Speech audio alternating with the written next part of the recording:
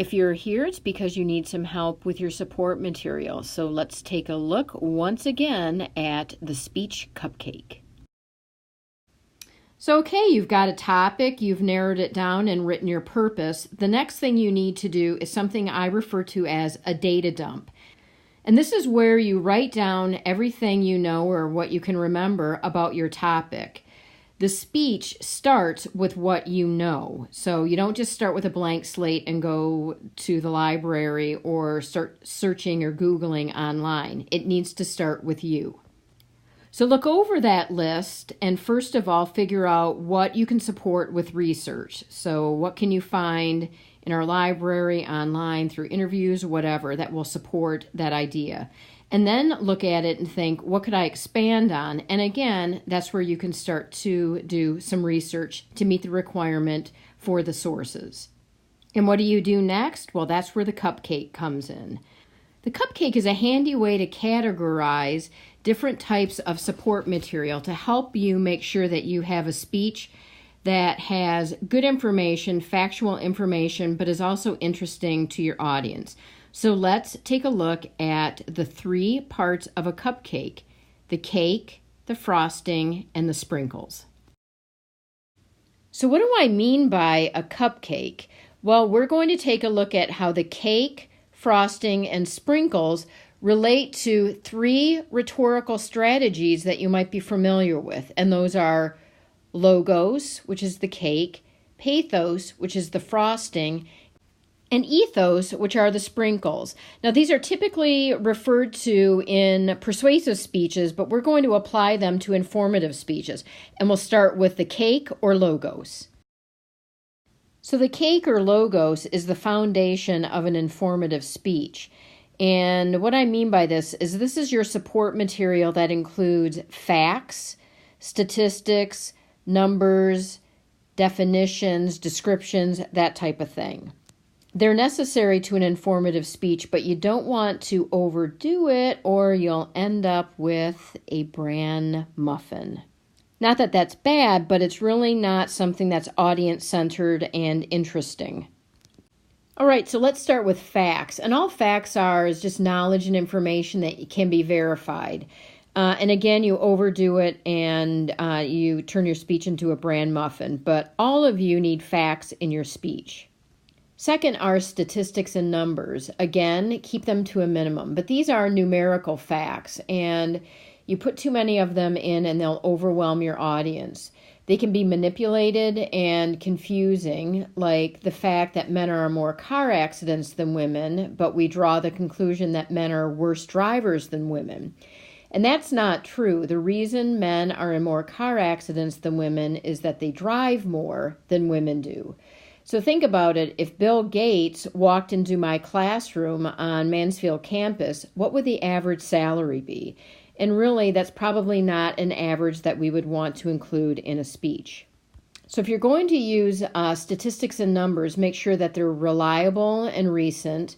I'd recommend that for this speech, you round them off. It's just a lot easier for us to absorb that information. Use them as a comparison. So instead of saying someone fell 20 feet, and most of us don't really know what that is, I would recommend something like they fell 2 stories. And lastly, be careful of metric. You want to make sure that you use measurements that we understand. Now, you can also have definitions. You have to be careful with definitions. Keep them simple, and you will want to paraphrase them. And an example is this definition of a pomelo, which is a fruit. The pomelo is the largest citrus fruit. The rind is very thick but soft and easy to peel away. The resulting fruit has a light yellow to coral pink flesh and can vary from juicy to slightly dry and from seductively spicy sweet to tangy and tart. That's way too much for us to understand. You're better off saying something like this. A pomelo is basically a supersized grapefruit with a very thick and soft rind. And the last type of logos are descriptions. So every once in a while you might have to describe something for us. But again, keep it nice and simple, and you'll probably want to supplement it with a visual aid. So remember, add a little bit of cake or logos by adding facts, statistics and numbers, definitions, and descriptions. So now let's take a look at what's next. So you've got your cake or your logos. It's time to put some frosting on and make that a little bit more interesting. And we do that with pathos. And pathos is emotional appeal. So these are things like stories, testimony, explanations, comparisons, and famous quotations. So let's start with a story. Now, stories need to be short. They need to have a point. And keep in mind, audiences love them, and we usually remember those. Secondly, are explanations, and this is where you explain something. So you might start with a fact, and then you have to explain that fact. And a lot of students will say something like, so for example, if you saved X amount of money, a lot of you will have explanations in your speech, or we won't have any idea what you're talking about.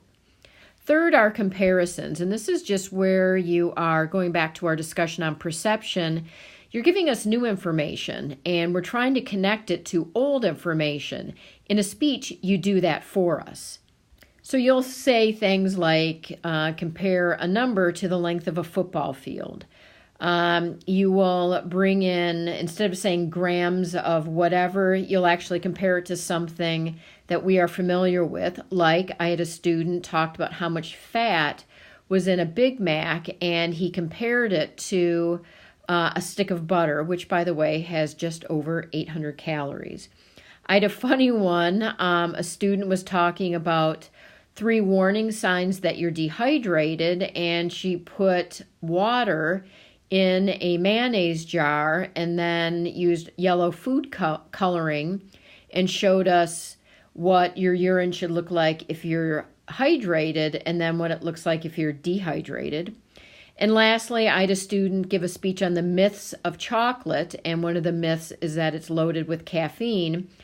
And what she did is she held up a coffee mug along with like 3 or 4 candy bars taped together, and she explained that we would have to eat X number of candy bars to get the same amount of caffeine as we would in a regular mug of coffee.